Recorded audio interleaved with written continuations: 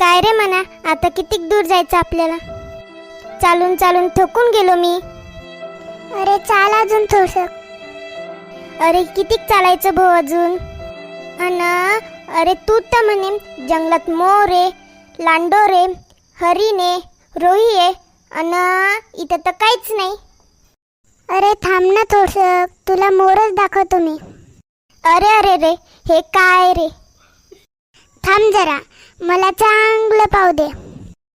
अरे काय पाहू राहिला? अरे गोळ्या, औषधी आणि इंजेक्शन आहे ते. अरे कोणा टाकला असेल गड्या हे? का रे, तुम्ही हेच दाखवायला मला आणलं होतं का? मला मोर पाहायचाय, मोर. अरे ह्या अशा गोळ्या औषधी जंगलात सापडल्या तर मोर कुठे जाईल? मी त्याचाच विचार करू राहिलो.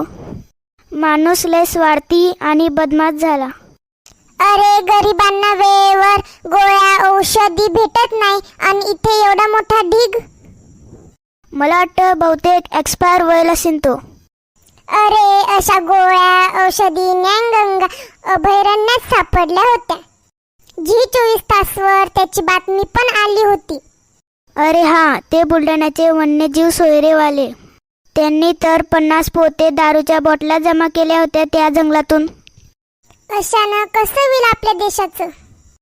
अरे हे औषधी अन दारूच्या बॉटला फेकायची जागा आहे का?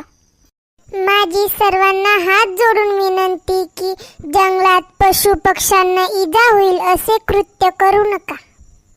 उन्हाळ्याचे दिवस आहे. प्रत्येकाने पशुपक्ष्यांसाठी पाण्याची व्यवस्था केली पाहिजे.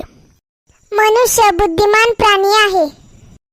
त्याने आपल्या बुद्धीचा चांगला उपयोग केला पाहिजे.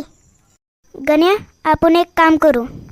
उद्या आपण जंगलातील पक्ष्यांसाठी पाण्याची व्यवस्था करू.